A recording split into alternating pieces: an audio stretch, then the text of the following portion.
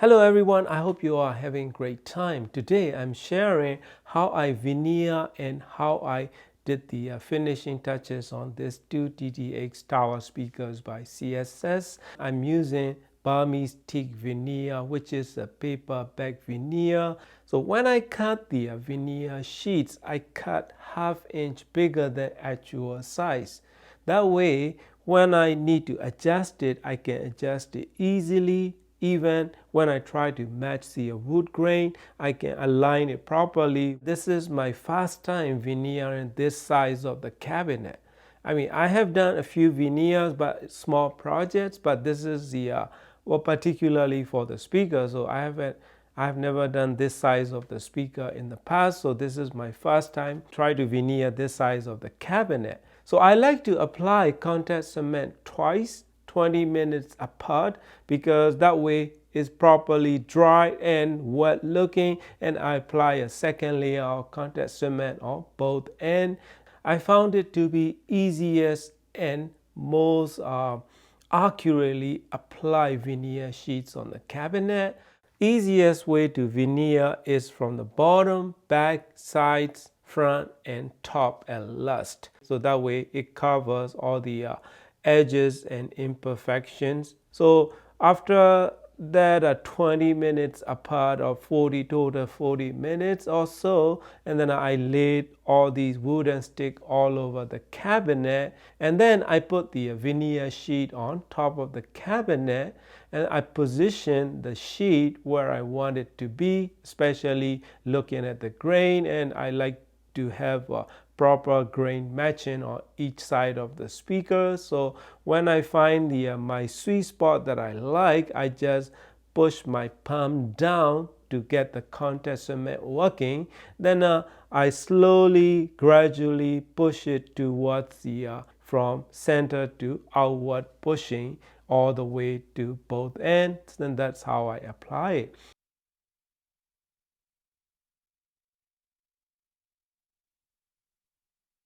So after that contact cement is made, and I like to use my wooden stick, which is I sand it with the up to 1,000 grit sandpapers, so it's super smooth, it won't scratch the veneer. So I apply them with the light pressure.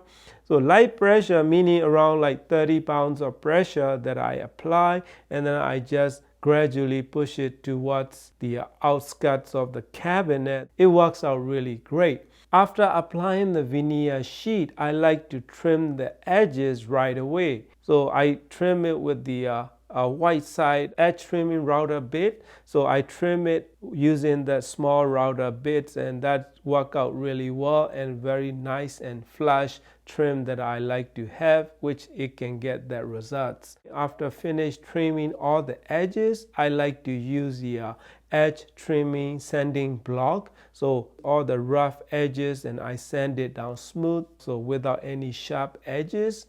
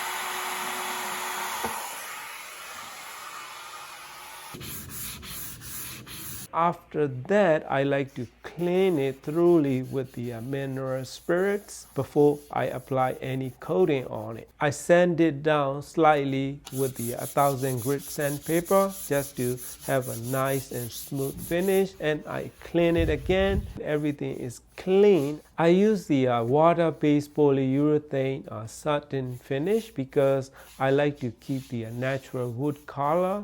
So I apply total 3 layers of coating, sanding between the coats. For my case, I like to wait around like 30 minutes between the coats to make sure everything is dry and even before I sand it again. After 3 layers of coating, what I did was I did the wet sanding with the 1000 grit sandpaper just to have a very nice and smooth finish without any bumps or any tiny bit of particles on the coating. That's how I process and how I finish my cabinet. Next day, I put the M6 metal inserts to bottom of the speaker cabinet just to put the my outriggers. That is optional. You don't have to do that, but if you can do it, it's better. So I'm going to assemble this port. So all you need is the 7.5 inch. So what I'm going to do is I'm just going to put super glue on here. There you have it. So what I'm doing here is I try to put some sort of insulation and isolator, or doesn't move around when I slide this in. As it came from a CSS, this one is like this, a lot of wiggle. So this is like a 1.5 inch gap that I like to fill in. So what I did was I used this PVC tape. This one goes on like this, and then just push this in like this. So that way when I slide this in,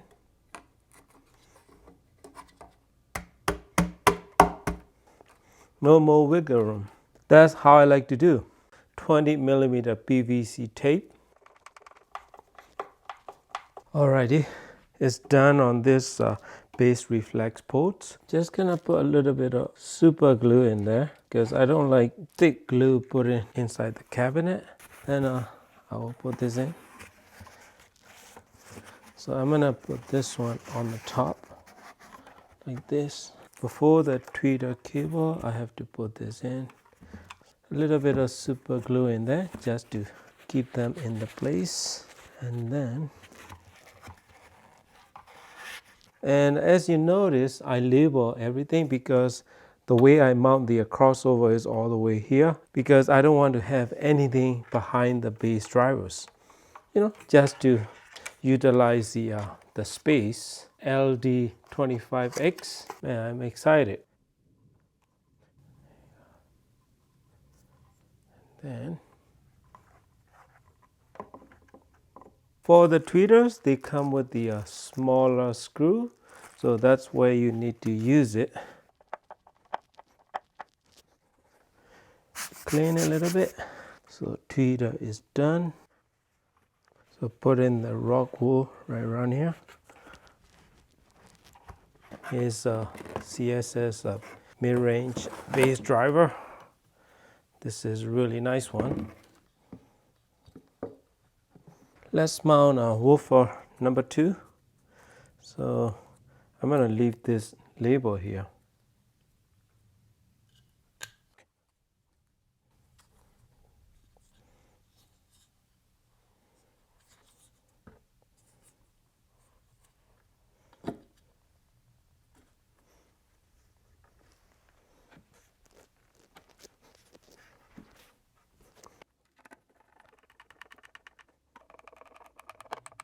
There you go, assemble.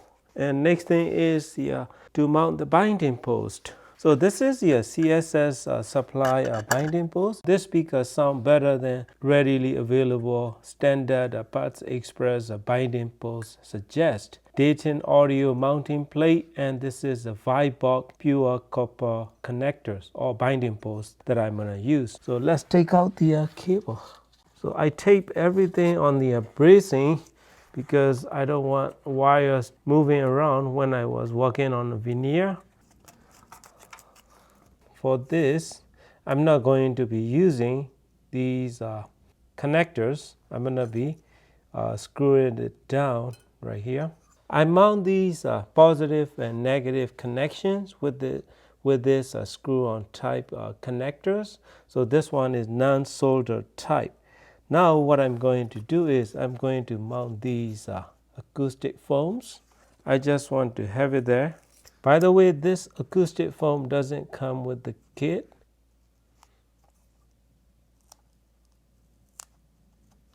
There you go. That's all you need. So this is how it's going in there. Let's screw this on. By the way, all of these are optional. That's it. One more thing, which is this. I'm going to put these Outriggers on. This CSS kit doesn't come with the Outriggers. You can do either or. You can do this way, but I prefer this way. Here's our M6 bolts. I wish I could find black washers, but no big deal. It's all the way underneath. These Sound CD Outriggers are a little pricey, but in my opinion, it's totally worth it if you love your speakers. Now, this is super solid now. It has a really nice sheen to it when the light hit the cabinet, still retaining natural teak wood look that I prefer. That's it, my friend. That is my veneering process and final finishing touches on this CSS 2TD-X Superior Tower kit. I like the way it turns out, and I like the way it looks with very natural looking wood grain even has the 3 layers of a protection over this veneer wood. So I will have my detailed review of the speaker in few days. That's it. Thank you for watching and happy listening.